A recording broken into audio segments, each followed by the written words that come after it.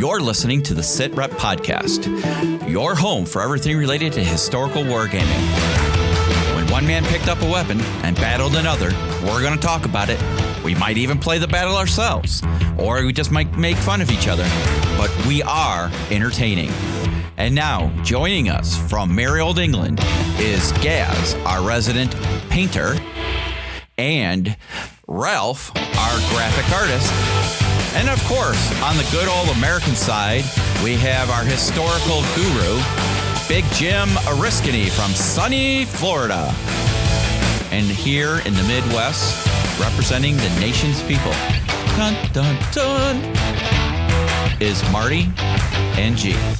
And now, sit back, get ready, and let's battle.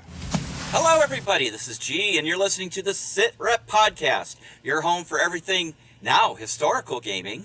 And today, part of the command team is on FTX, or field training exercise, as Marty and I sit out in the glorious sunshine, drinking good old Black Rifle coffee and eating good old American bacon.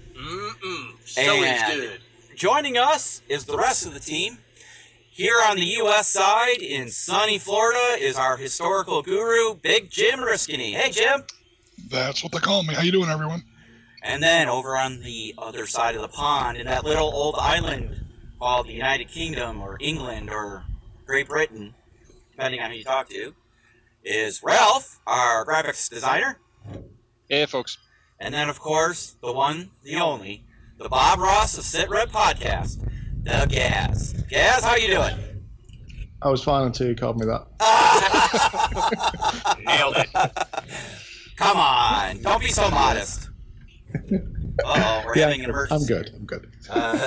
So, we hope that everybody out there is having a very enjoyable beginning of the official summer season.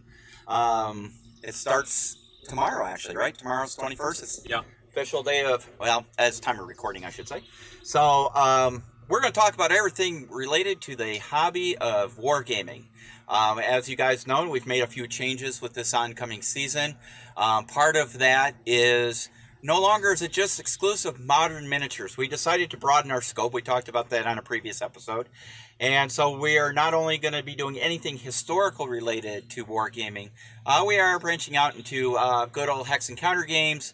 A lot of them done via electronic, computer generated. Jim has walked you through several episodes of how he does it and some of the games he plays.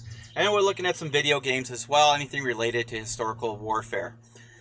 So let's just start off with a couple of quick announcements. The first one is, hopefully, by the next recording, you'll have a higher quality recording because we have upgraded our recording system. I'm just waiting on it to arrive. We're going to upgrade to the Rode Procaster Pro, and that should help alleviate all these inconsistencies we've been having with recording, since it's an all-in-one contained unit, so we don't have to go through multiple computers to achieve what we need to do. So that'll be a nice upgrade. Also, as you know, I made an announcement last week we no longer have a Patreon page. The decision came down that, we got into this for you guys to enjoy talking and sharing your hobby of wargaming. And I just didn't feel it was right to have people help pay for that discussion or be part of the group. Not that you had to, it was voluntary, of course. But I felt like we didn't do this to get into making money. Obviously, if we come up with expenses, we'll look at commercial resources or maybe some fundraising page or something like that. So I just felt, it put a lot of strain and stress on the crew. When you got people putting out the hard-earned money, especially with COVID right now, you got to watch every penny. And we just didn't want you to feel like, if you weren't getting the content you thought you were going to get, and it keeps some of the pressure off of us. So we decided to go away with the Patreon page.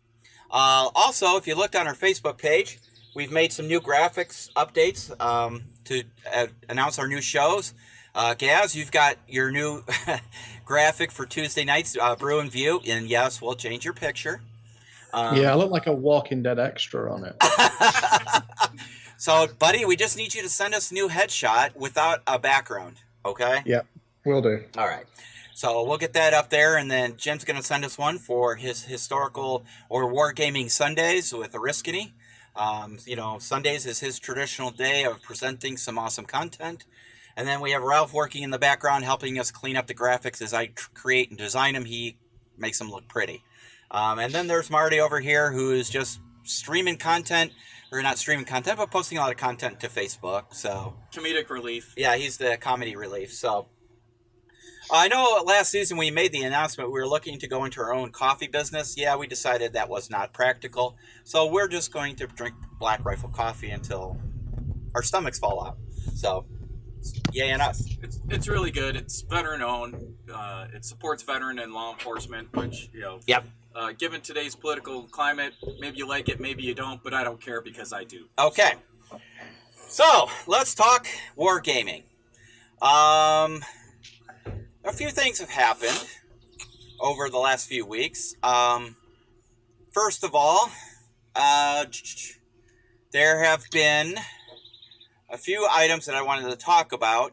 Ralph, first of all, do you have any news updates for us for this week?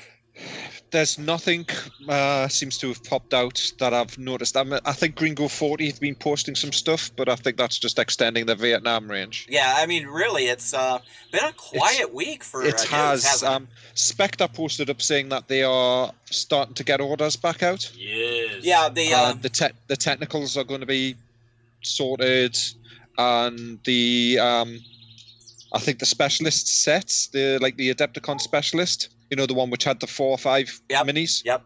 That they're starting to get them back up and stuff. So I think from what we can gather, that Spectre are starting to roll back in. So and they're doing a restock as well. So if anybody's missing anything or wants anything, keep your eyes on the Spectre Facebook page, especially, or the Spectre actual store page itself, because they're doing a restock as well when that happens.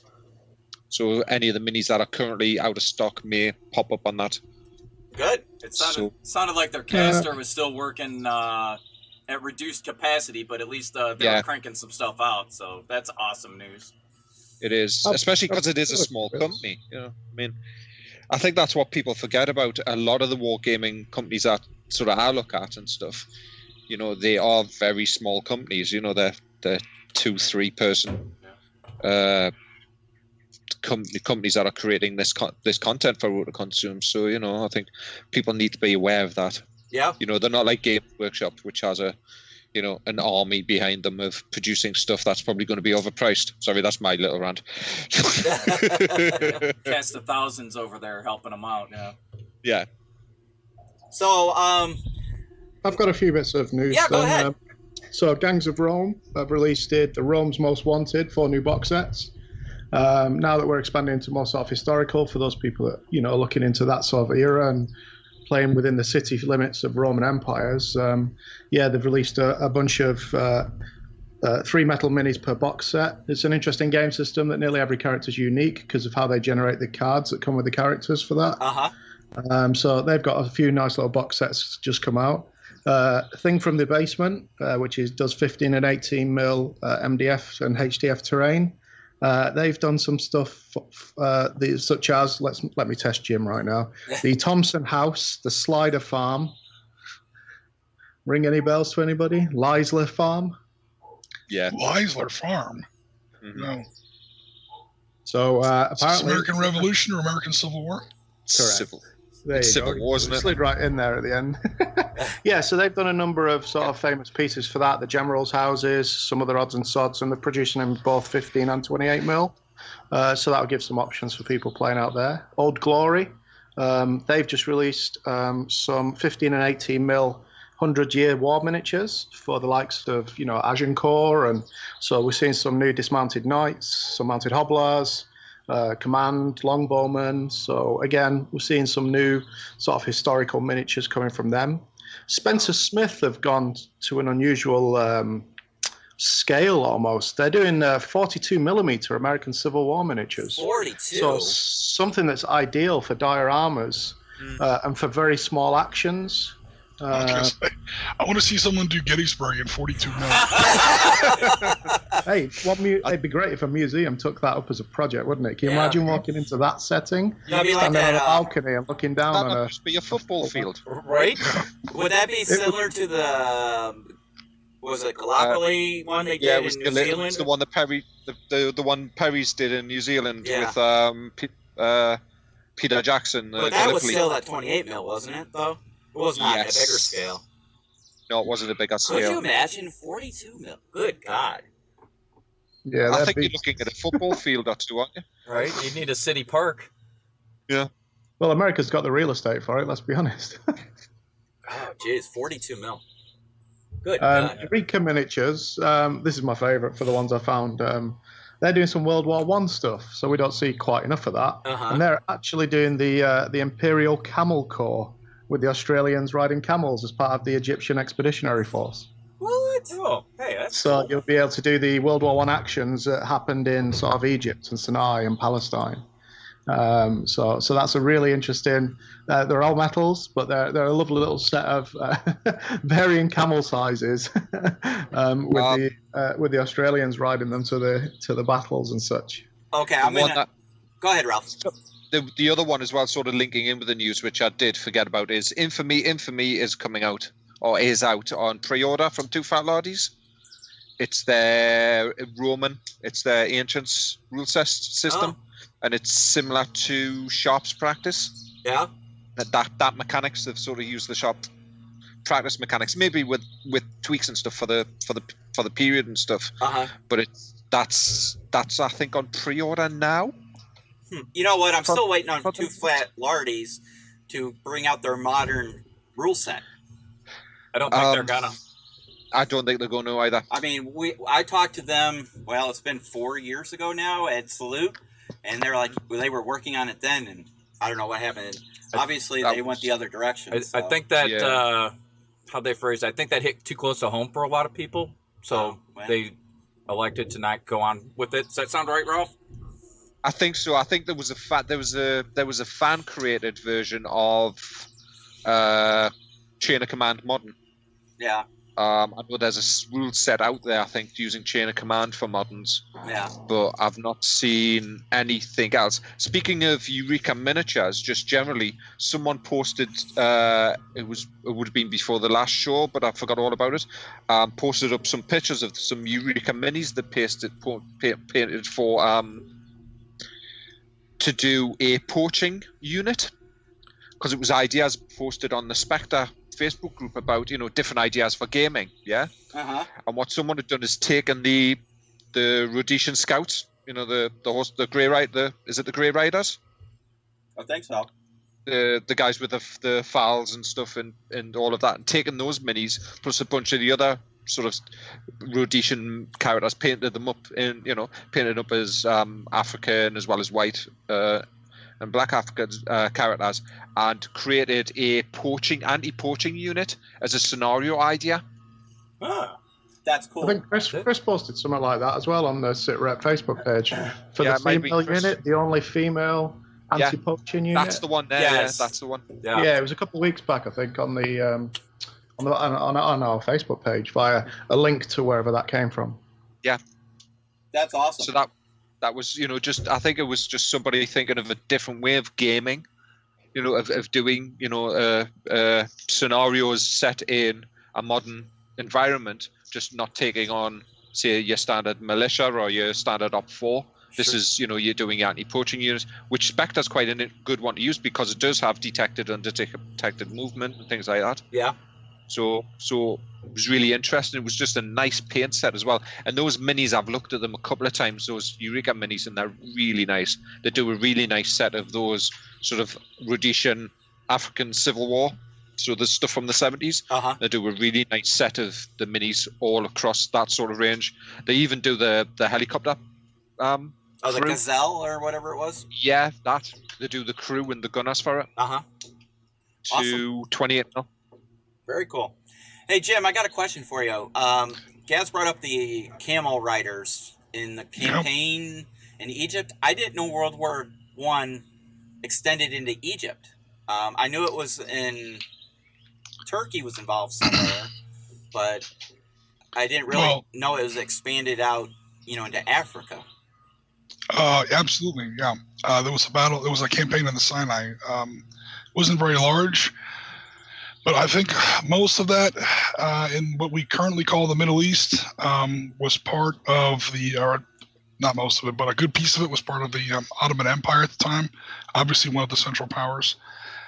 And they're butted up against holdings of the British and French empires in places like, Egypt in Africa, Trans-Palestine, Transjordan, Iraq, so on and so forth. So yeah, there's a lot going on out there. It's not terribly large. Battles in the Middle East in World War I and II were never that big, but yeah, it definitely ranged outwards quite a bit. You've got the Imperial German insurgent leader. I can't remember his name right now, but he caused a lot of trouble. And the German Empire pretty much just gave him like a bank account and said, go down to Africa. They sent him down there with like 2 or 3 guys, and they said, go down there and cause trouble. So he just disappeared into Africa for like 3 or 4 years and just raised like these little militia armies and started these little insurrections here and there. And as far as, those camel troops, I don't think they're Australian in World War II, but they're in action in World War II as well as World War I. There's a Somali Camel Corps that's fighting for the British as late as the Italian invasion of British Somaliland in August and September of 1940. So, yeah, you get out on the fringes of these big conflicts, and that's where you find these really, strange yet interesting opportunities for unusual or unique, miniature gaming. Yeah, like I said, to me, I'm not very well versed on World War I outside of, European conflict, the Argonne and all that, because that's what you see. So, I've watched Gallipoli, and I think that was just crazy, to be honest with you, that, they kept going back and forth, and they didn't end up taking anything, really. And then, to hear some of these other campaigns that happened in World War I that we know not much about. So, because even if you go to like the museum, Gaz, the museum we took you to here, Cantini, when they showed the trenches and stuff, it's Western Europe. So yeah, well, it was where First ID was. Yeah, because it's the big red one. Yeah, First Infantry Division Museum. Yeah, so it's those are some of those things that here on the podcast, we're trying to branch out and explore some of those. I think it'd be cool as heck to do some kind of gaming with camel troops in the desert there. That'd make for a cool game board. Yeah. So, yeah, I'm really impressed by that. All right, so we've decided who our first sponsor should be. Well, you're out there listening. We're ready to put them together, paint them up, and put them to work. Right? So, sorry, I just lost my train of thought. Jim, you had a live stream on Thursday night what anniversary exactly was it that you were playing? Well, we've been doing a lot of them lately, but the one we've done most recently was Waterloo on 18 June. Okay. So 18 June was, has recently passed us, so we recreated the Battle of Waterloo in SSI's People, in a mod, I should say, of SSI's People General. That's just the latest of some stuff that we've been doing lately. We've done, in Panzerleader, we've done a lot of the Case Yellow stuff recently. We're pretty much wrapped up with that at the moment. Just to quickly recap, or if you're interested in this, to check out our YouTube feed. We've done battles along the Belgian border. Case Yellow was, of course, the Great German Blitzkrieg in the West. We've recently passed the May and June 80th anniversaries of that. We're talking about the summer of 1940. The Belgian border on 10th of May, we've done the Battle of Hanut, history's first true tank battle, 12 May 1940. Murdo was literally the very next day. Some people call it just the second stage of the same battle, 13 May. And then we've also done probably one of the most famous episodes of the 1940 campaign. I don't know whether or not it's justified to be as famous as it is, as a matter of opinion. But we've done the Battle of Arras on 21 May 1940. This, of course, is where Rommel supposedly invented the tactics of using 88s against Allied armor. Again, that's not entirely true, but that's why that battle is famous. And we've been looking at doing the Cold War. It's not really an anniversary, but we've done some Cold War action in SSI's People General. We had a Polish armored division up against a Netherlands mechanized brigade in 1985. But to get around to your point, eventually, the most recent one we've done, again, SSI's People General came out in like, I think 1998 was the most recent version of that. And then since then, the community has been modding the crap out of that game. There are American Revolution mods. There's a Napoleonic mod. There's World War II mods all over the place. There's at least 3 different editions of their Cold War mod. You can start at 1955, 1985, or 2001 and do present day stuff. But the one that we did most recently, again, was the Napoleonic mod for Waterloo, 18 June 1815. And of course, everyone knows the Battle of Waterloo was one of the most famous, battles in European history. So, hey Jim, that's the one Napoleon won, right?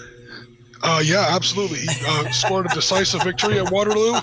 He reestablished the French Empire and managed to reinvade Great Britain. And that was the day that Great Britain basically fell. Awesome. It was a terrible day for Europe, but it was fantastic. But other than that, so yeah, if you don't know about Waterloo, watch the movie. Yeah. You'll be fine. Hey, Gaz, parlez-vous français? Je ne comprends pas. All right, you got me. That's all the French I know. So, I do not understand. Question for you there, Jim. Who came away victorious in your game on Thursday? Well, you're gonna have to check out the YouTube video. I know, but can you kind of give us a hint? Well, obviously, of course, the British are going to win because it's a computer game and you're playing against the AI. And the AI is never, it's never going to be that great.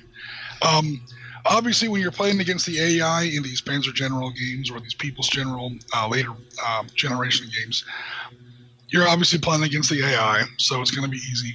It's the degree and what you can build up your forces over a campaign. We weren't doing a campaign game, and we wanted to have a historically accurate game. So I gave the French what they really had on the day, and I designed the scenario to give the British what they had on the day. So the game was going to be a British victory no matter what, because in order to be challenged in those kind of AI games, you have to just give the AI an absurd amount of equipment or whatever, a much bigger force. Obviously, we didn't do that because then we went by what was historically there. Nice. But it was still fun. Yeah. I am looking forward. We need you and I need to do a game on a Sunday here soon.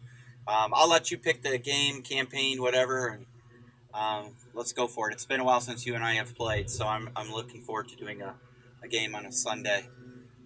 They're starting to get some traction. Our Panzer Leader tutorial was our first video on YouTube to hit over 1,000 views. So that's, way. I think it's at 1,100 right now. Shut up! I didn't see that.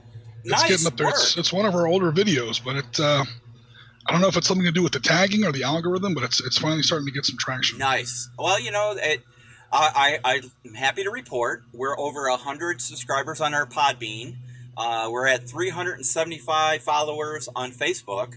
We're slowly seeing increase. I mean, it's been slow and steady, but I mean, we've only been doing this for just shy of 2 years. So, and again, it's at our New Year's episode, you asked us like what we wanted to see, and I was like, I hope we can get to 300 subscribers on our YouTube channel. Yeah. We're at 295 now, and we're not even through June yet. Yep. So, like literally half the year, we basically met that goal. So, we just need to keep it up. We need, more content and more content on a more regular and consistent basis. Yeah. So that's why we started our new campaign. Gaz has so kindly took on the task of Tuesday nights with Brew and View, and that's tea for you non-teetotalers. So, not beer, like we believe. Yeah, that would be, and on this side of the pond, right. That would be beer. Yeah. America. So, what do you have on the tap for this coming Tuesday show? Can you give us a little sneak peek, Gaz? It's a certain bearded gentleman that Marty's done a really good job of. Sergeant Sitrat. Excellent. So I posted that on my personal Facebook page, and I other than this group, I don't have a ton of hobby geek interested friends, but oddly enough, that grabbed a lot of attention. People kind of liked it, so hey, who knew? I think there's a lot of closet geeks out there that are into this stuff that maybe are lurking out there, but don't. I don't consider myself a geek. I am an avid historical tabletop general. Yeah, that's it. What he means is geek out of the closet. Anyway, that's what I heard. Anyway, but there are a lot of people that commented and liked and whatnot that I wouldn't have expected to care one way or another about it. So who knew? Maybe the hobby is especially with this whole pandemic COVID-19 thing. Maybe it's in general just gaining more interest. It'd be good to see a sit rep table over there at some point at an event with a few of Sergeant sit rep and then just some flyers for the podcast. Yes. Be great. Well, if we ever get conventions again. Yeah. Sorry, what are those things again? Yeah. So, yeah, I mean, convention-wise, most definitely. I mean, we are definitely going to do Historicon next year. Yeah. Most definitely. We should probably get with, like, the Midwest Historical Gaming Society. And Little Wars, they have another show in the fall they called me about, but I don't think we're going to have it. So, but we're definitely going to do Little Wars next year because they're really wanting us to cover it for them. Yeah, what's their fall event? Is that Fall In? Is that theirs? Something like that, yeah. Because they canceled their spring event. Yeah. Their thought was that... It's not Cold War, is it? Yeah, Cold War. Oh, Cold War, yeah.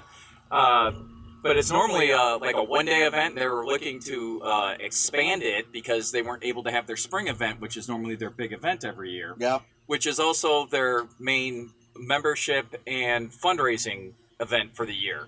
So, be nice to go out there, hang out with those guys, support them a little bit, as well as, just see what's going on. Yeah. So, yeah, we're definitely going to get some stuff up. So I finally got everything settled out. We'll be sending out those Sergeant Sit Reps. I got the quality where I want them. Gaz, how'd yours print out? Printed out pretty good? I'll find out. Oh, you haven't printed it yet? Boy, not like... I've had other things to print. Okay. What you been printing? That Titan Forge subscription paying off? It could be a feudal discussion. Speaking of that, we have a poll. Yes. We have a poll going on. I just checked the results, and we're going to run this till next Sunday, the June 28th. So you'll still have a few days by the time of this broadcast to vote on the poll. If you go to our Facebook page, there's a poll on what you would like to see us tackle next. We chose pirates, ninjas / feudal Japan in the Old West. And Ralph, I'm sorry to say, we have no votes for feudal Japan at this moment. What a shame. Ralph, you didn't even vote for it? So we have pirates leading at 55.6% of the votes. And the Old West is close behind at 44.4%. So get your votes in, guys, so we can look at... I'm thinking pirates might be on the horizon. Yes. Arg. Which is cool. That's such an easier table to do. One big blue. And you gotta have some land battles, and something like that. But you know what, though? There's a few games out there. I want a giant boat. That, obviously, there is, what's it called? Blood and Plunder? Yes, yeah. Thank you. Blood and Plunder. I have a board game that was a Kickstarter that Dawn and I covered for OTT. And we've gotten both versions now, and it's called British versus Pirates. Yep. It's a tactical ship-to-ship combat, and you take into account wind and captain ratings and all that. So we'll definitely, if Pirates ends up being our next campaign, we'll definitely get some British versus Pirates in. So we've got Black Seas out there as well, isn't there? Which is just the ship-based one. Okay. Right. And that's where you play just the vessels. So you're attacking against the wind and looking for position and getting your cannons to broadside. Yeah, that's kind of like British versus Pirates. So yeah, Letters of Marque is another option for that. Letters of Marque, we might, yes. if that turns out to be the winner, I'll get Letters of Marque up and running on our Sunday virtual games. And we'll get some community members in there and see who stands tall on the quarterdeck. And is that a RPG or a board game or no? Letters of Marque is a miniature / it's a hybrid game. You can do it in miniatures, or you can do it on an actual game board. But it's a tactical a tactical sailing ship combat game. Okay. Usually 3 or 4 ships on a side, and you have, in the age of piracy. Although again, pirates didn't really have fleets or even ship battles, contrary to what we see in Hollywood. So you can do, national navies versus each other. There's the 4 main powers of the day: the British, the French, the Dutch, and the Spanish. At least in the Caribbean. But you can also have pirates in there if you want, and you build your fleet, you upgrade your fleet. It's like Dark Star in blue water is the long and short of it. Okay. If pirates winds up winning, that could be one small sliver of the contribution. Yeah, that's cool. I'm gonna have to say that I'm kind of rooting for the Old West myself, but I'm happy to do either or. But just as a reminder, we are going to... For Old West, what would we do? I'm not saying that we should do it. I'm not trying to... Well, there's several rule sets out there. Okay, are we talking about gunfighters? Well, you got Gunfighter if you want to go Avalon Hill, but from a miniatures based, you have Desperado, you have Gunslinger's Ball. There's a couple other ones out there. Paradise is coming out from God's Eye Games. Yeah. So... there's just like skirmish between like 2 bands of criminals. Okay, you got like the lawmen versus you could do the OK Corral. You could have the Earp against the Clantons. So it's like 4 versus 6 people historically. Well, come on, there's gunfight, man. You could do. Okay. You could. I have Little Bighorn. There's. I was going to say that's the other option. That's the Indian Wars, 1840s to 1880s, and that's. I mean, it might be touchy for some people, but that would really be the only other option. And I have the Alamo coming. Okay, I don't even. All right, if we're gonna pull that, yes, that's in the West and it's old. I don't know if that's usually Old West. I know. War of Texan Secession is like what 1836. Yeah. It's going back a ways. If you're gonna go that far back, there are technically some Civil War battles in the West. True. When I say West, I don't mean like Tennessee or Missouri. I'm talking about like Arizona, West Texas, New Mexico. It goes out there quite a bit. They're very, very small. There are no Gettysburgs out there, but there are some very, very small Civil War battles extending way out west, a lot further west than most people think. Yeah, well, we could do like Pancho Villa excursion into Columbus, New Mexico. I mean, 1916, right? That would be a skirmish. I mean, it's not a large force. It's not a big town. There wasn't a lot of, the garrison there wasn't very big. That could be kind of a cool scenario. Well, I'll just have to wait. Yeah, go ahead, Jim. You've got a fair few out there, haven't you? Yeah. You got Clint Eastwood versus Mike Hagen as well, haven't you? Tanham. For the Back to the Future 3 face-off. I was going to say, Marty's just trying to get Patton on the table again, isn't he? Wasn't Patton in charge of one of those big? He was like a captain at the time, 1916. They sent him down there. That wasn't my. Yes, he was. I don't think he found anybody, but they did send him down there. We could do some theoreticals. Yeah. What if he actually, found somebody to fight? I was gonna say he wasn't at that particular incursion though. Okay. But you know what? We'll have to wait and see what the polls suggest. I mean, it's either Pirates or Old West, so it's anybody's game at this point. So we'll wait until we announce the official results on the evening of June 28th. I think Rolf and Gaz are going to mount a social media campaign for feudal Japan. Well, we'll get there. We'll see. I suppose the good thing with all 3 of these is we have less knowledge of these than we do of modern. Yeah. So all of it will be a learning curve for all of us. So I've just looked through some Old West engagements, and I don't recognize hardly any of them. Well, that's because you're from over there. Yeah, I know. I forget I'm from a proper country. I'm keeping out of that argument. Totally. Hey, I didn't know G was Canadian until tonight. She speaks French.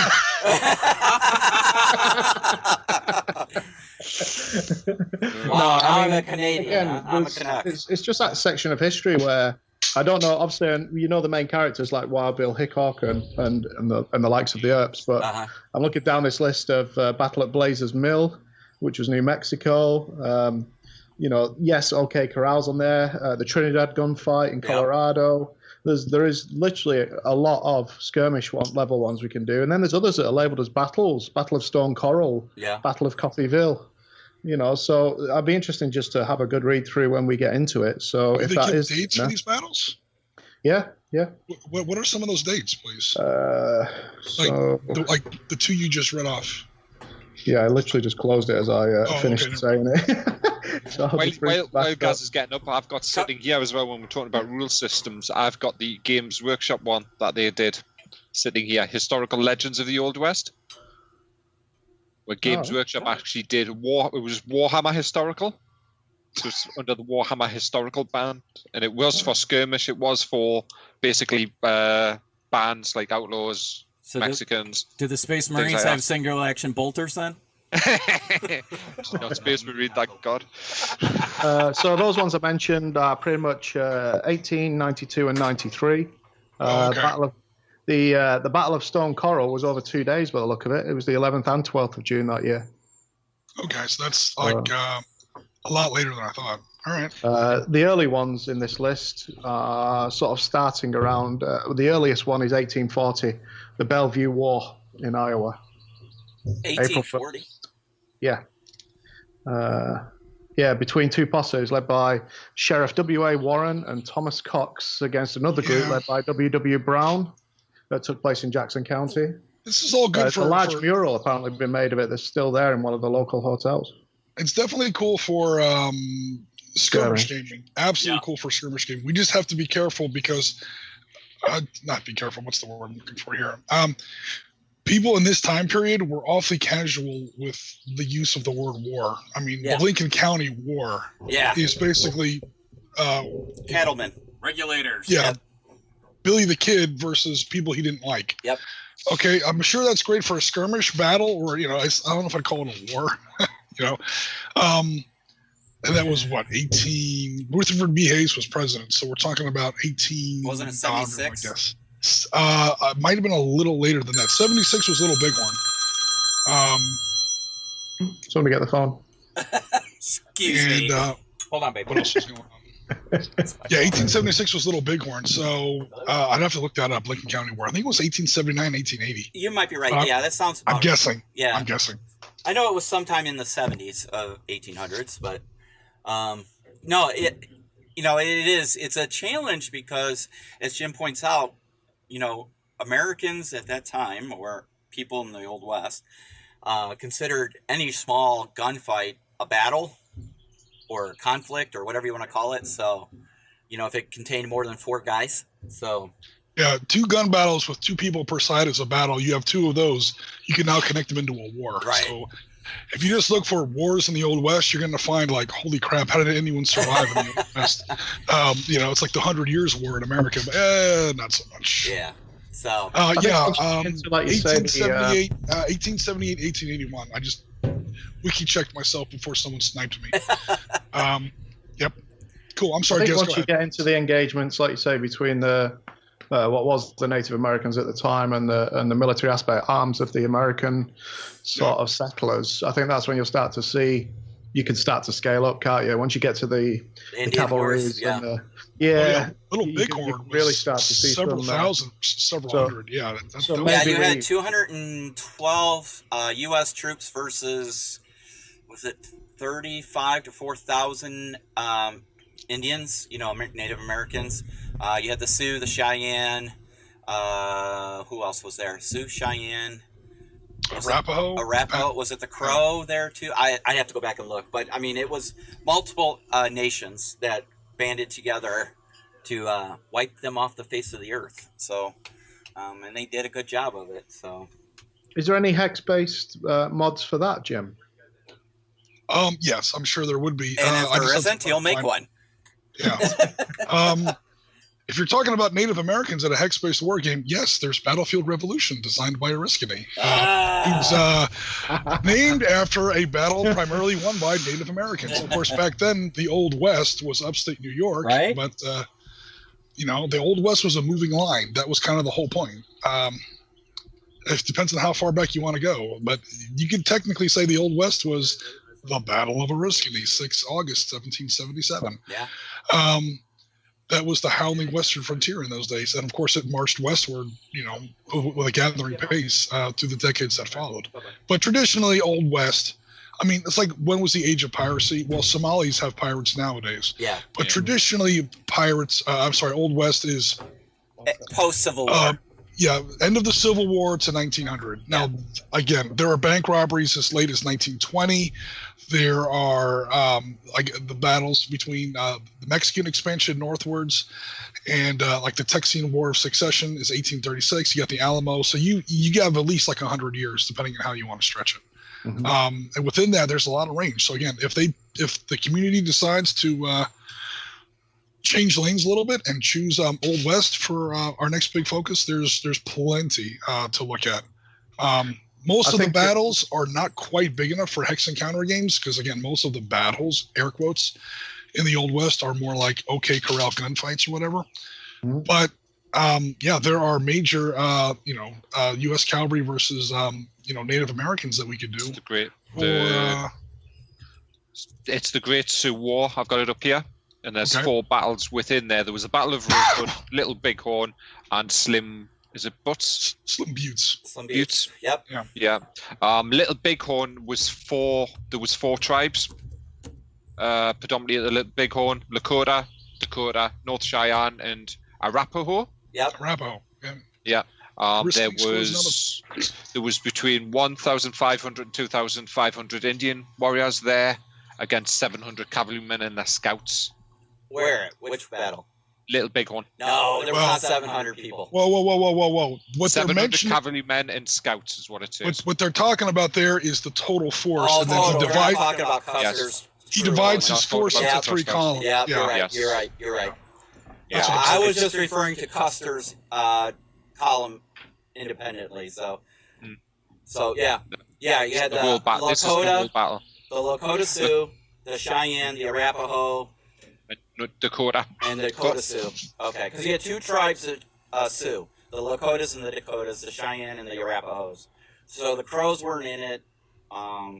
Blackfoot weren't in it because they were further west. So this happens to be my area because I lived in Kansas and all the areas where Custer was from. So we actually learned about all this in grammar school. It was part of our education requirement in Kansas. So I'm excited either which way we go. I mean, I like pirates too, but again, as Jim would probably point out, the age of piracy was very short. It was not a very big time period. Classic age of piracy is 1675 to 1725. Yeah. So 50 years straddling the beginning of the 18th century. I mean, it's fine. Again, you can stretch that as much as as far as you want. But that's what when people talk about age of piracy, that's usually what they talk about. Oh, we could do modern pirates and just. I was just going to say, I mean, who has pirates nowadays? You do, the Horn of Africa right now. And Malaysia right now. Black Site Studio has that freighter. Yes. And we could put some Navy SEALs with 50 cals on there. Come on, you little yeah. I still have my that stupid you got that boat. World boat yeah. that I finally finished. Oh yeah, this is exciting. Okay, I'm good either way. I think it's going to come down to what forces we can get models for as well. Yeah. With the things like Native Americans, you're not going to want to pay disservice by having a generic model. You want it to reflect the different tribes. There are. There is a company that makes them. Is that?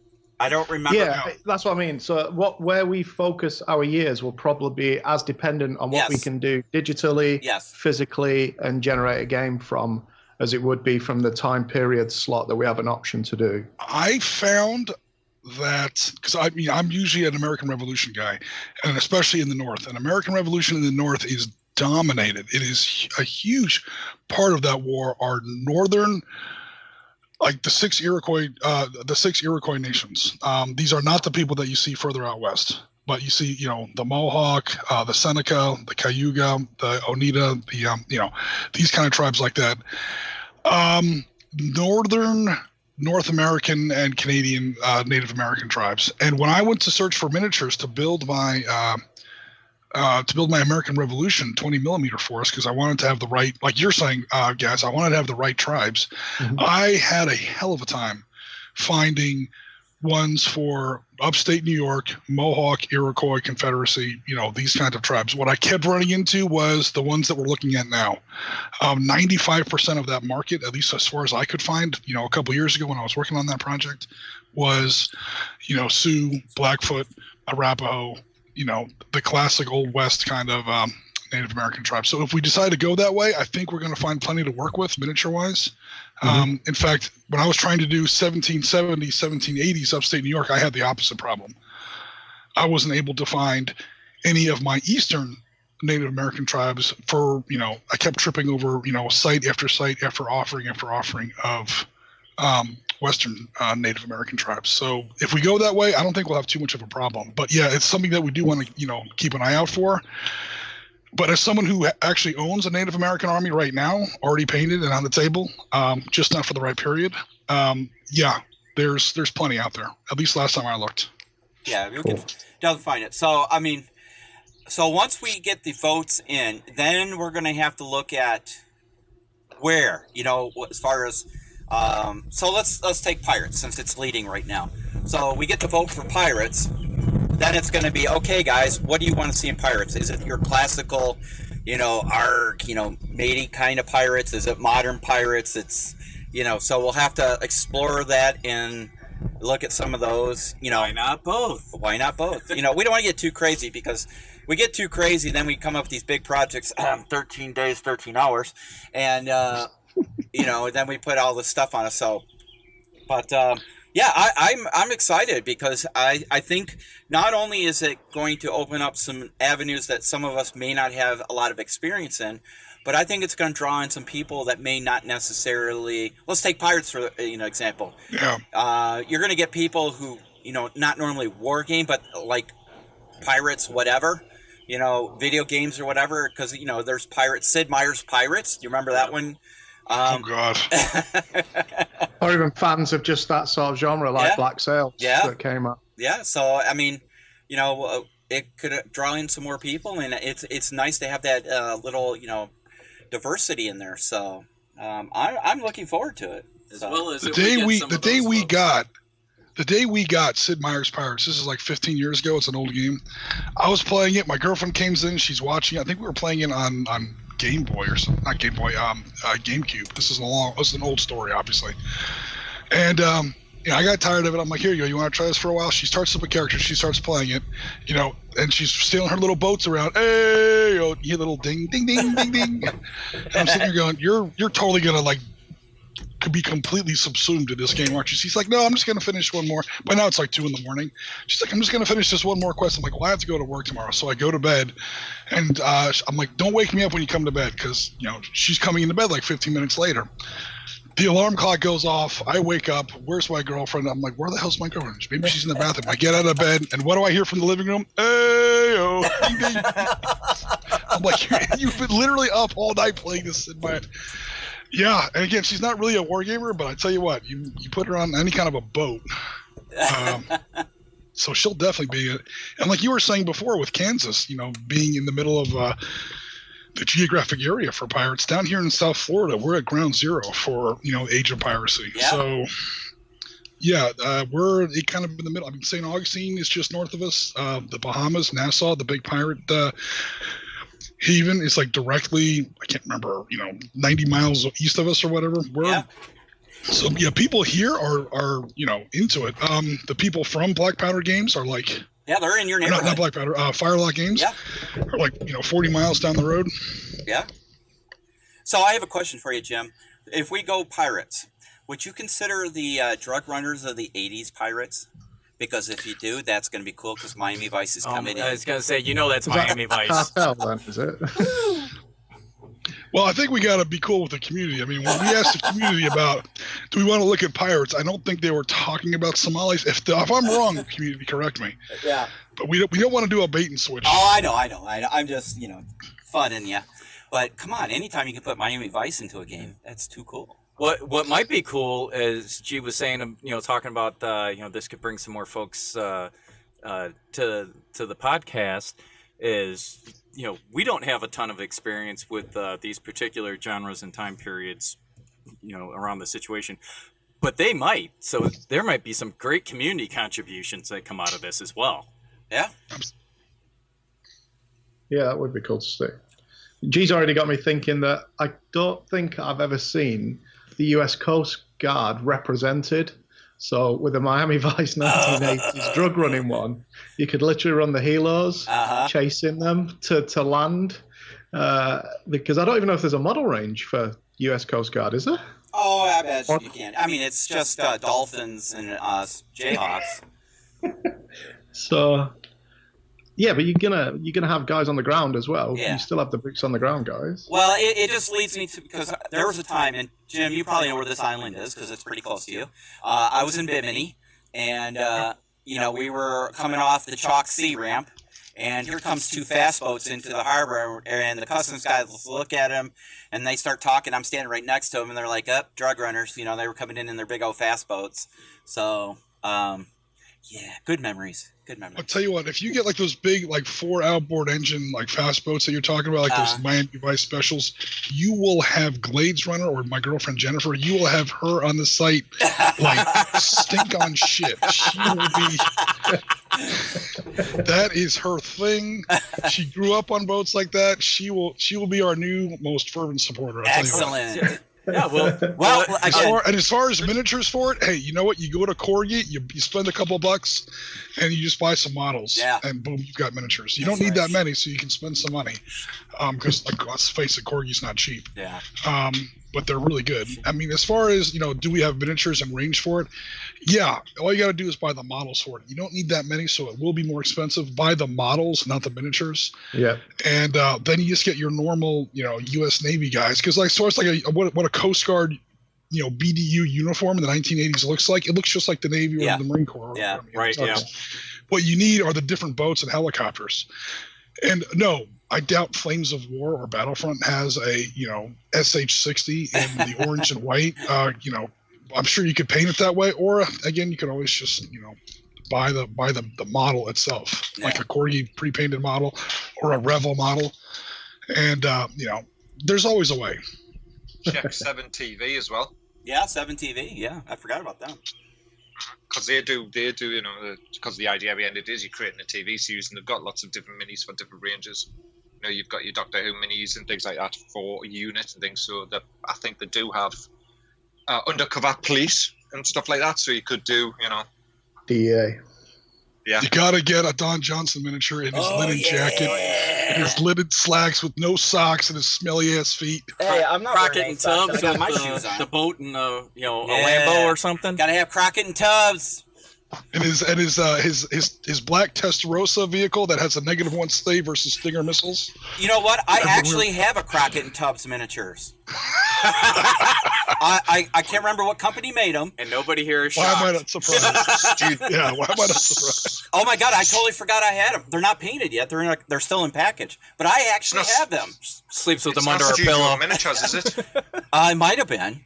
I don't remember. Studio Miniatures do a load of, under there for the survivors, do a load of sort of like pulp, well, not pulp, but I actually have TV a Crockett and stuff. Tubbs one because it's the same company I bought all the Battlestar Galactica miniatures from. The original Cylons and Colonial Warriors. Nice. That might be 7 TV. The ones? Yeah, the real ones. The real ones, not the new show. Yeah, but I was surprised they were able to do it and not get sued. But I have them, and I gotta find my Crockett and Tubbs. Damn. I want to see someone paint an original Cylon that shiny and that glossy. All right, I've got them. I'll paint one up. Yeah, if you can get one all chromed out looking. Yeah. There you go. I've just pasted a link to the set from Studio Miniatures. Studio Miniatures. Their Studio Miniatures set. Yep, that's them. That's who I have. Yeah, it's Studio. The Cylons. The easiest way I think of doing the Cylons would be to contrast paint. Yeah, I think so. Yeah, to get the high gloss, and I would undercoat it with a lead belcher and go over with the silver or something from. Oh no, I'm going the chrome. contrast page. There is no silver in the contrast. I am going chrome. I'm going no auto metallics. paint chrome. It was. Shiny and chrome. I am Shiny going and to chrome the forever. auto store. I will get a small thing of chrome paint, and I will chrome that baby up. As far as derailing the conversation goes, everybody, you're welcome. This is not a tangent. This is a trip to Cuba. Oh my God, you guys, this is awesome. I love Miami Vice, if you didn't know that. And I love Battlestar Galactica, the OG version. All right, 2 more things that G and I completely agree on. Excellent. Someday I will own a Daytona. It only counts if Daytona. All right, yeah, I got friends in Daytona. Brun, who used to game with us in HKABs, lives in Daytona. Well, the Ferrari Daytona. The kit car. Oh. Not Gotcha. Daytona the town. Ferrari Daytona. In fact, you've got a Daytona. It's on the wall upstairs, isn't it? It's a Matchbox car. Oh, good. Now you can buy another one. And then. I have a Testarossa, too. The official Miami Vice licensed Testarossa. So, yeah. Now I just need the real one. Anyway, can we kind of veer back to what we were actually kind of sort of talking Historical gaming. Yeah. Oh, yeah, that. Yeah. So, all right. So, again, just as a quick reminder, the poll will end on June 28th, so make sure you get your votes in. Other than that, and judging by the conversation, you can vote for anything. So I'm looking forward to it. It's a nice new challenge. Marty and I are going to set up a time to build the compound. When are we going to do this, Marty? Well, as long as this pandemic continues, I have plenty of free time. I mean, I'm working back in the office now, so not during the week, but we're going to have to pick a... Nights and weekends are pretty free. Well, Thursday night is the general show. For anybody who doesn't know what the general show is, it's play on words. It means anything goes. So Thursday nights can be painting. It could be scenery building. It could be video gaming. It could be any kind of gaming or anything. It's the general show. Anybody's up for that one. So, maybe we can do a Thursday night, do some wall building and stuff like that, and get the board set up and start building it, because we need to get it done. September 12th is coming up. We've got a timeline now. Yeah, we got our real timeline. So September 12th, we will be playing. Be here before you know So we've got some finishing touches to do and get that. So again, quick reminder of our show lineup. Tuesday nights is Gaz Brew and View. And Gaz, those are recorded, yes? Most of them will be, especially with me shifting between days and nights every week at the moment. So it just allows me to make sure I can do the content rather than not be able to actually attend the evening. Yeah. So guys, just so you know, Tuesday nights is a recorded show for the most part, unless Gaz comes on and makes a special announcement. But plan on it being what time do you think you're going to air that show? I was going to go with 2000 UK, which means it should be a little later over in the US. So maybe just after lunch, you'll be able to catch it when you get home from work. Okay. So, and it's recorded, so anybody can catch it, so you don't feel like you're missing any live action. So that's Tuesdays. And then Thursdays at 7 o'clock is the general show. And Jim, if you want to do 7 o'clock your time, if you're doing a general show, I'm fine with that, if you don't want to go later. So, if we want to keep it whatever time you think's best. Because I know there's going to be nights where you're going to want to do something like you did this last week. So. Oh, yeah, that was just, again, it was June 18th, and I didn't know if anyone else had anything planned. It didn't sound like anything else had anything ready. So I was like, let's not let Waterloo get by us.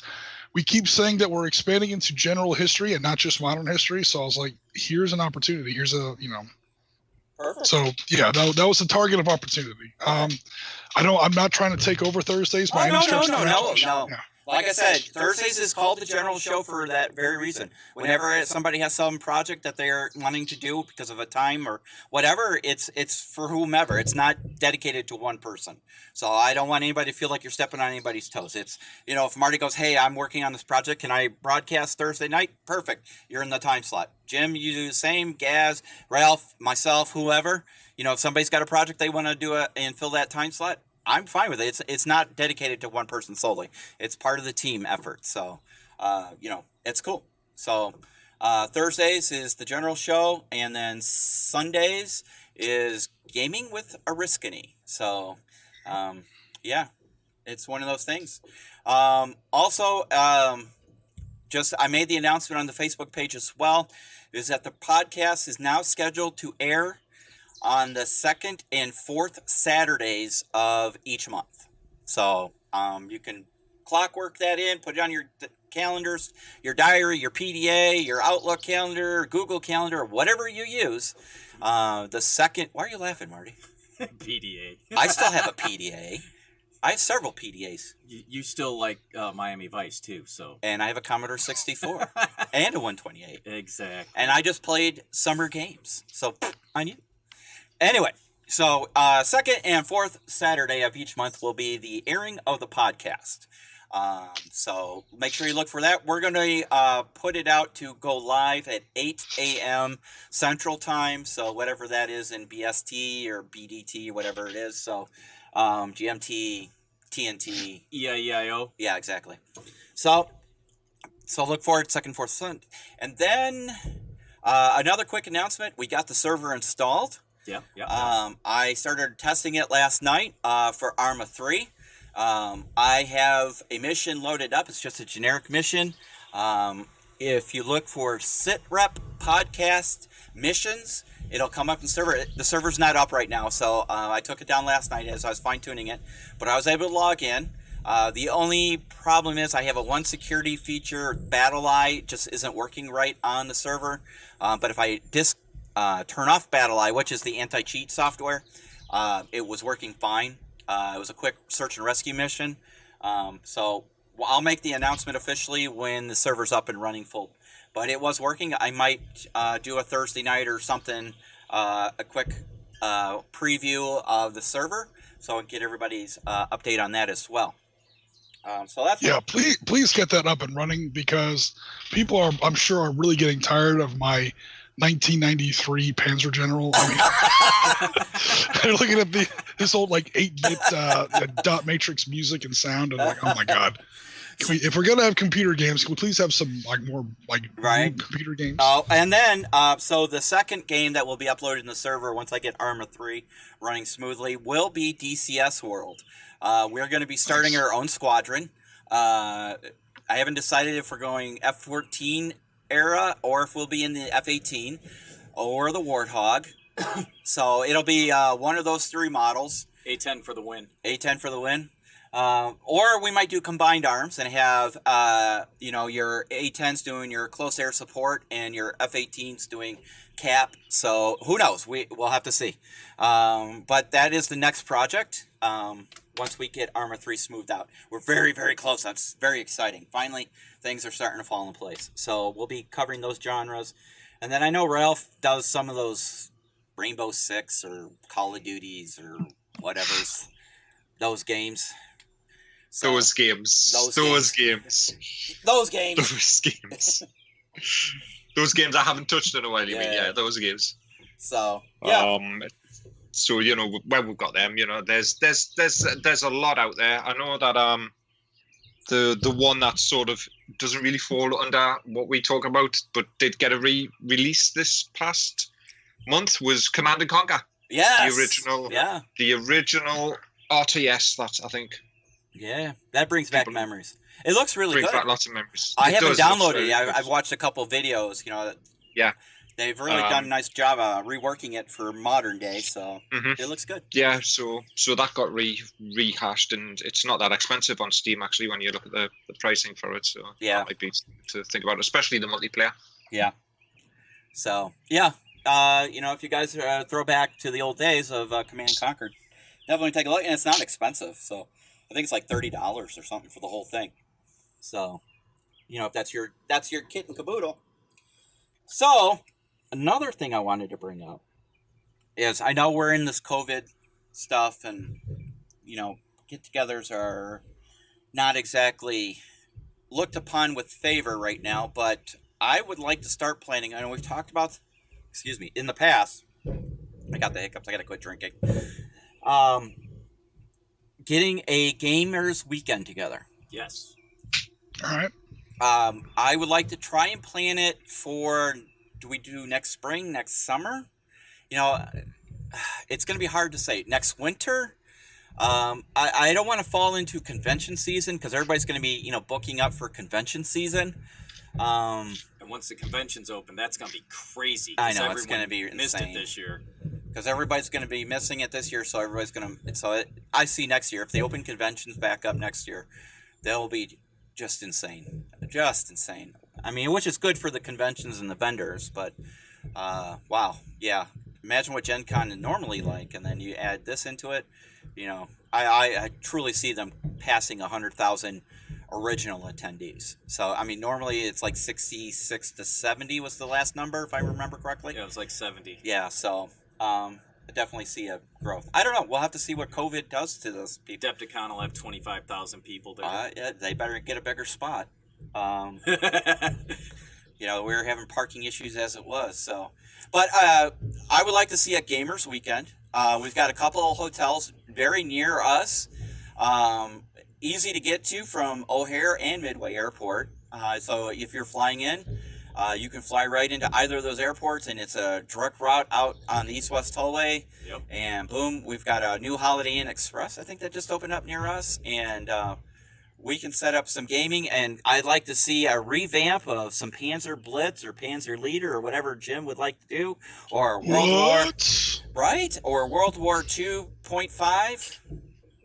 World War 2.5. I don't think you're ready for World War 2.5. Oh, wow! I don't know if anyone on the SITREP team is ready for operational level wargaming. Wow! We'll see. Oh.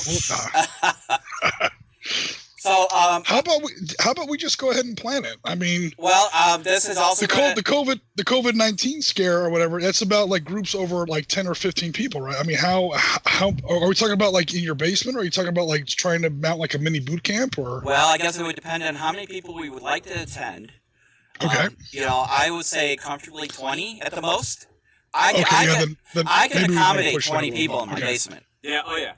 In my basement with game tables, we can accommodate 20 people. Yeah, as long as we're not doing, a bunch of 4x8 tables. Yeah.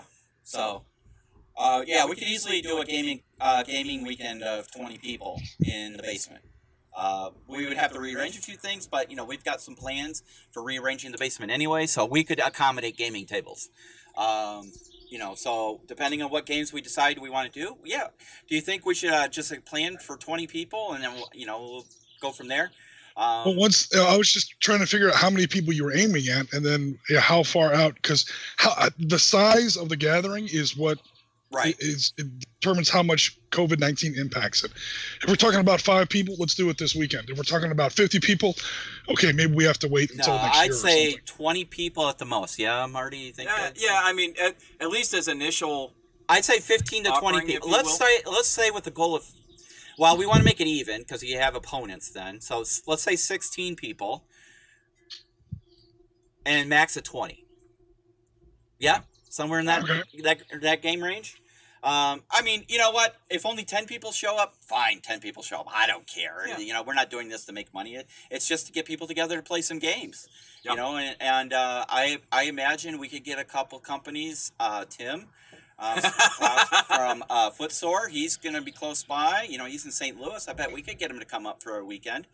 Knuckle Duster. Sure. So if you hour and a half down the road. Yep, they're down the road. Pico Armor. They do 3mm miniatures. So if you want to do massive armor battles in 3mm, we could do that. Did you say 3? That's what my little tanks are that I showed off. Those little Abrams. Oh my goodness. So yeah, I think it's a thing. Gaz, I know things are up in the air, but when were you thinking you might be able to? I know we've been talking about when were you thinking to be able to come over? Because I'd like to try and coordinate it when you're here, if possible. If there's a hobby weekend on, shit, I'll swim that bloody thing.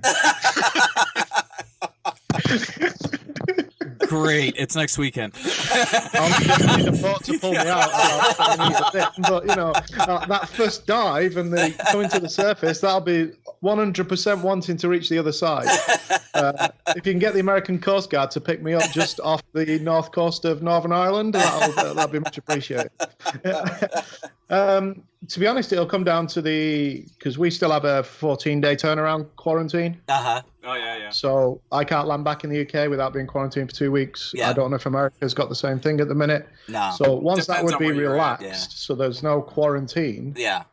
I don't see it being an issue whenever it is. Okay. Well, I know you were planning on a trip over, so I just. Yeah, it was supposed to be sort of this year, wasn't it? Yeah. And then it's had to slip to next year, but end of next year is when I'm looking at coming over for a bit longer as well. So, but yeah, easy. I'll just work around when we've set the dates, but I wouldn't want any dates set until we know when the quarantine timings are lifted, if that makes sense. No, I got you. And of course, that's, I don't know, Jim, when do you think? I mean, do we shoot for February? March? Early March? Because you got Adepticon starting. You're away in February. I'm away in February? Yes, you are. Where am I going? If I remember correctly, you're going to the Star Wars thing. Oh, in Disney World. The park. We'll figure it out. Oh, God. That's still open. Oh, it'll be open. It is still open. Disney have started opening. They start opening, next month early? Next week? Yeah. Something like that? Yeah.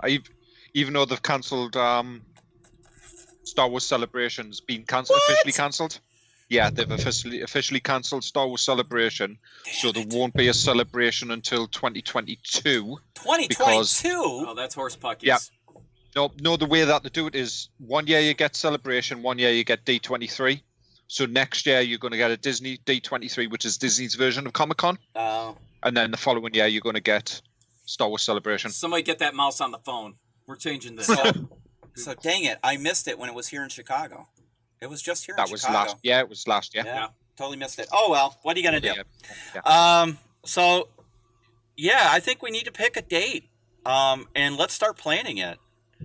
It gives people time to plan vacation and save up, and, as soon as I know how many people we got, we can, I'll call the hotel and see if I can get us a package rate for people to stay.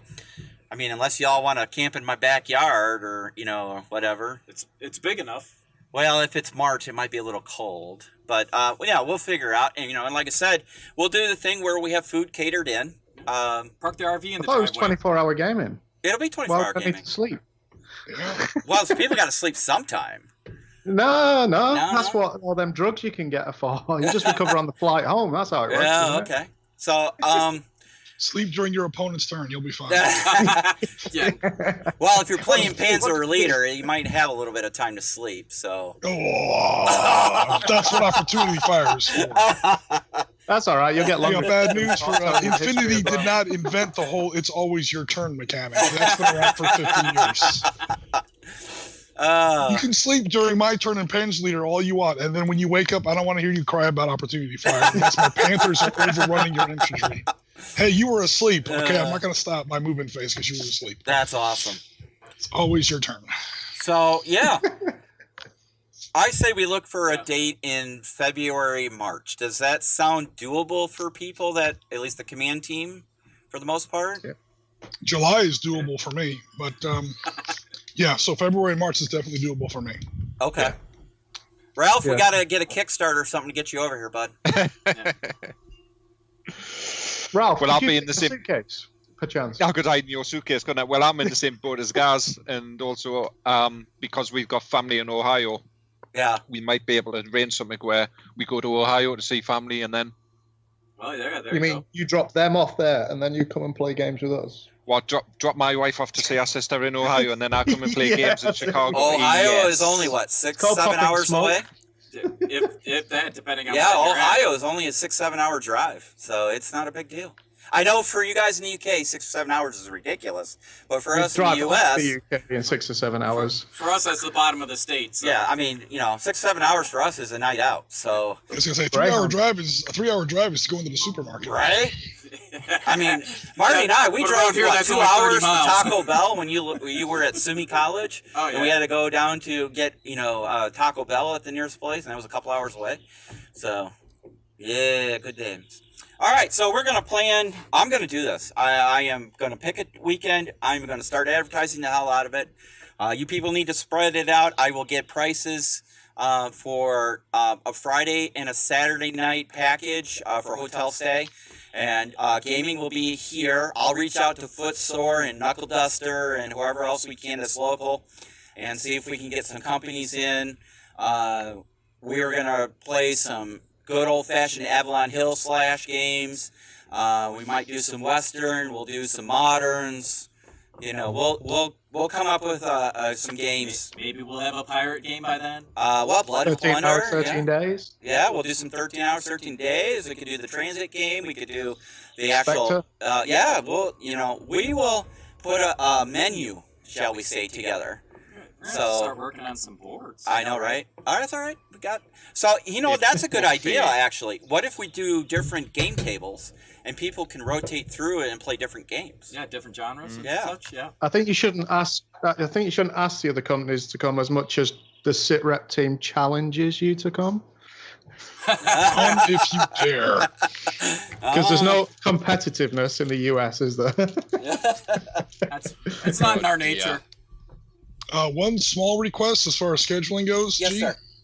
For the love of God, keep it away from an end of quarter. Well, give me what's your end of quarter for next year? And end of quarter is quarters. I mean, it's the end of March. Well, end of June. it depends on if you're on a fiscal year or calendar year, so that's why I'm asking. Because my hospital now is on a fiscal year, not a calendar year. Well, that's still October 1st, right? So the dates are the same. It's just when doesn't matter. Yeah, you're right. Yeah, You're right. and- You're right. Yeah, You're right. the end of March, the end of June. So, you're talking about February and March. If you do it in March, keep it in the first part of March, please. Well, How about the weekend of February 19th through the 21st? Because isn't that President's Day the 22nd? So people in the U.S. would have an extra day if they have that day off to travel or whatever. Well, and the last weekend of March is traditionally Adepticon, Yeah, right? so we're going to do it February 19th through the 21st. Here it is. Our official SitRep gaming weekend. Woo! You call it the St. Valentine's Day Massacre. Oh, yeah! Oh, there's a game. The Chicago Way. Yes, Chicago Way. Oh, yeah. We're going to do some gangster violence. Woo-hoo-hoo! And that's historical. There you go. You're welcome. You're welcome. I mean, we can take you down to the Biograph where they smoke Dillinger in the street. There's still we could blast do a crack tour of there. Chicago gangsters. We could show you where the garage was for St. Valentine's Day. And Cartage Company. Oh, yeah. There's a gaming table I saw, and I can't remember which con it was, and it was I think it was an 8x8 table. And they had basically put out a 1920s, 30s Chicago style gaming table, just full of buildings. You had cars, and you had pedestrians as well. It was huge. It looked absolutely amazing. I can't remember where. I'll see if I can find the pictures I found. It was just incredible. It looked massive as well. I saw one. You got to get your Tommy gunner on the running board of your old Patrick sedans cruising down Michigan Avenue. Oh yeah, yeah. There was a Chicago Way table at Salute. It looked really good. Might have been that one. I think it was a Foreground that was making buildings through that. I think it was Foreground at the time. Mm-hmm. Yeah. So, I can talk to Big Ben. I don't know. Here's my problem. I don't know the status of Foreground right now. I've got a lot of Foreground for 1930s because we used it for Mythos. Yeah. So we've got a couple of cars and carts, and we've got the buildings. We've got enough to do a full 4x4 that's littered with buildings. And Done! Look at that. One table already done. Thank goodness the guy from England can do the Chicago table. Well, the guys that are right outside the city are like, whoa, well, we might get some stuff. Yeah. So, guys, plan on February 19th through the 21st. Start looking at airfare if you're going to travel by air or car or train or plane or, whatever. Trains, planes, and automobiles. I'm going to travel by teleporter, so I may have to wait till several years in the future. So, put in your leave request now. I'll give a request if I'm coming gaming. I'll just tell them. Oh, okay. It's Is my that last how year. the British Army Stuff works? I'm out at Christmas. You can send me. So your army works I'll much use it differently for a than ours. an educational course. Oh, okay. Well, we still have a friend that's still active Army Guard and Reserve. He's a E8, 9. What is he? E8. He's Master an E8. Sergeant, yeah. So he could send an official training request to the British Army for you to come over to do something. Yeah, I mean, Sweet. civil affairs. Yeah, civil affairs. Maybe, some cohesive... You'd think that he would be better at building, like, city models and stuff. Yeah, he is civil affairs. Because, I mean, they have to evaluate those systems and, all that jazz. Turns out he can't paint a damn thing. Nope. Chris, I'm cocking to you. But he did donate The server. Yeah. Yeah. Yeah, he did cough up the server, so you can't too much. So, all right, guys, it's official. I'm going to post it on Facebook. Once it's on Facebook, you know it's true. Gaming weekend, the SitRep Command Team Gaming what are we going to call it? The Gaming Invitational? St. Valentine's Day Massacre. All right, Jim says I don't want anybody to be offended by St. Valentine's Massacre. Okay, fine. Who's going to be offended? St. Valentine? Yeah, right. Call it the Bloody Nose instead of Massacre, and that'll be... All right, the first official St. Valentine's Massacre Gaming Weekend. You don't think people are seriously going to be offended by that, do you? I actually don't know. I don't know. I mean, I don't know, Jim, but we'll give them your email address. You know what? That is a Riskany at sitreppodcast.com. Bring it. Well, I don't think anybody in Chicago is going to be offended. For all your opinions. I wipe my ass Hey, don't go crazy with that. We don't know if there's going to be a second outbreak of this COVID thing. They'll start hoarding that stuff again. I got plenty of tissue paper stocked up. Yeah. So, guys, this weekend it will be a weekend of gaming. There will be food and beverages. We'll make sure we have plenty of beverages, adult beverages, and soda pops. And tea for you people that drink tea. But it's going to be Lipton. Yes, Lipton instant tea. Yeah. No. That's when gas jumps back in the ocean and starts swimming the other way. So, we will work on some different tables. Marty and I will start reaching out. Marty's like our personal part. He reaches out to all these companies and goes, "Hey, my long-lost brother." Well, yeah, and, because I don't think that we need giant tables like we're doing for 13 hours. No. Let's keep them to 4x4. But a bunch of 4x4, 3x4, 2x4. It depends on the game, what the right? game system is. Yeah. So we're gonna have to come up with the bigger games. than 4x4. We'll have to come up with the games, and then we'll do that.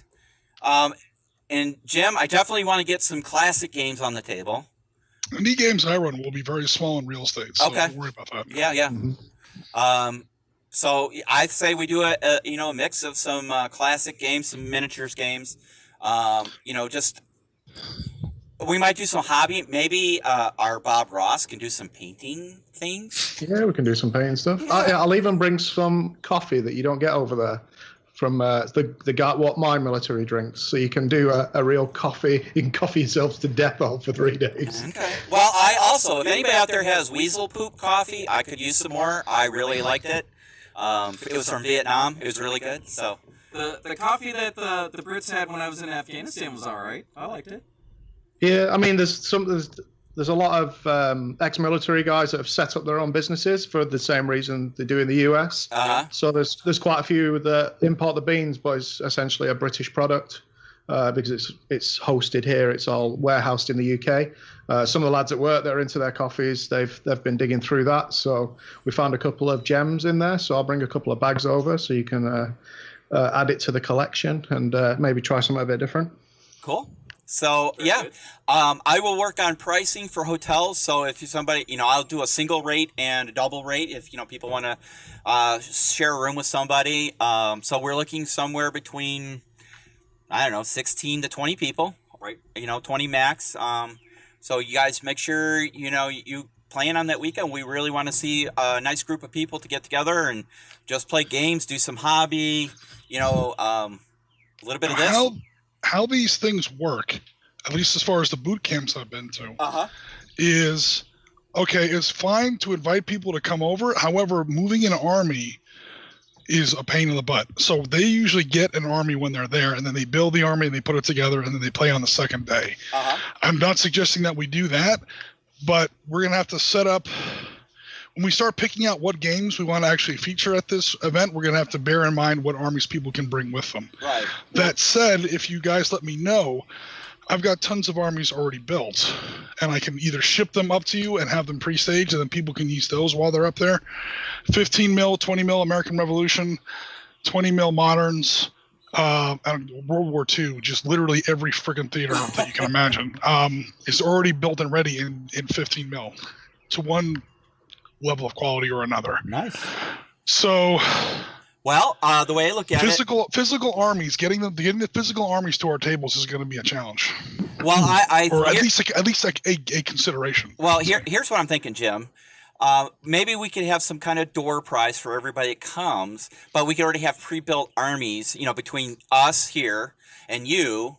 Or, if somebody wants to bring theirs, they're more than welcome to. But, it's just. But we'll have an army ready for them to play. I don't want anyone who would think about coming to be turned away by that. Right. No. Yeah.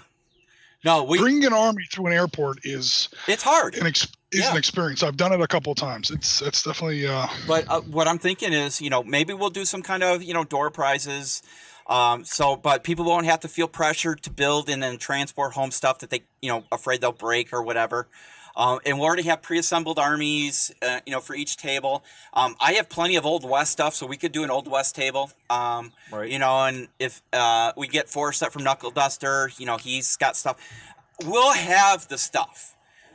It'll be I've got 8 months of painting to do for the channel. Yeah. So you tell me the games, I can build and paint the forces and use the content. Yeah. And we have, as you know, we have plenty of paints and glue here. So, dear Lord. I think, because Gaz made me go out and buy every freaking contrast paint there was. So have I. I didn't just punch you. I'm tempted to start getting the contrast paints, to be honest. I suspect that went more along the lines of Gene and Gaz went shopping. And Gaz said, "Hey, these are nice. They look." I said I like this one contrast paint, Black Templar, a lot. Yeah. And then G buys everything the store has. Pretty much, because I didn't tell her to buy the pot holders. I didn't tell her to buy the extra sprays. I didn't tell her to buy the models she bought that day. I didn't tell her to. There was a list of optional extras that got added to my fault. I'm with you. I get lumped into that same category. The great thing, Dawn was with us, so she knew she was lying. Well, that's how Marty gets blamed for all my firearm purchases. You have to fly me over to blame me. At least Marty's local. Yeah. I am excited. All right, I know we've talked about this in the past. We are making this happen. Put it in your books. Tattoo it on your face. I don't care. It is happening. All right. It is happening. So, Jim, playing on it. Bring Jen up. Roger that. We'll do I have a Miami Vice board game. We could play that. It's a stupid game, but I do have it. But does it have little boats? No, it doesn't. It's just racing through the street. Jen's not interested. Yeah, I know. But anyways.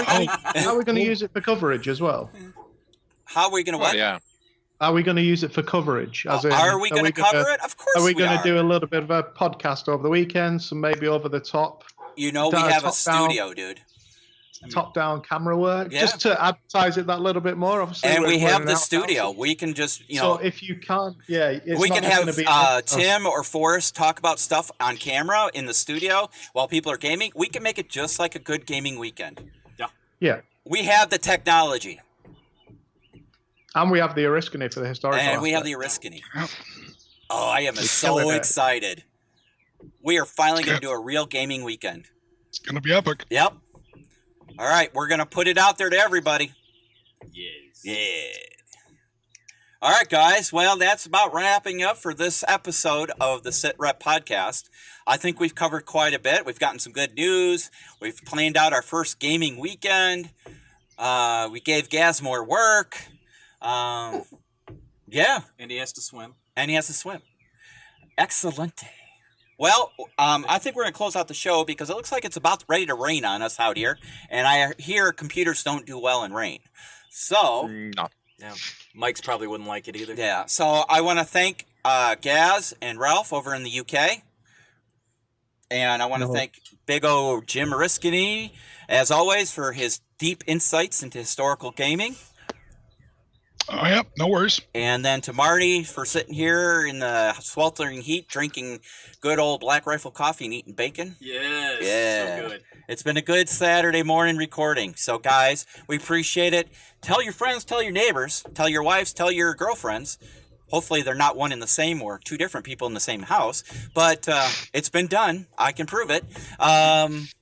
So make sure you let them know. We need 5 more for our YouTube channel to hit that big 300. And we need 25 more to hit the big 400 on Facebook. Come on, let's do it. Remember, we still have prizes to give away. We have a sit rep. I wish we had a sit rep starter set, but we actually have a Spectre starter set to give away, part of our 13 days and 13 hours. So that'll be given away. We'll talk about North Hag at some point. We might even do North Hag as part of our gaming weekend. So, I'll reach out to the guys. We'll reach out to peers and see if we can get some support from them too. Hey, you never know. So guys, we've got a lot of work to do, and we got a whole nother 8 months till February comes around for gaming weekend. We're going to make it an amazing time. So until then, I want to thank you all for listening and keeping up with us. And until the next time, this is G for the Sit Rep Podcast, and we'll see you guys soon. Bye-bye.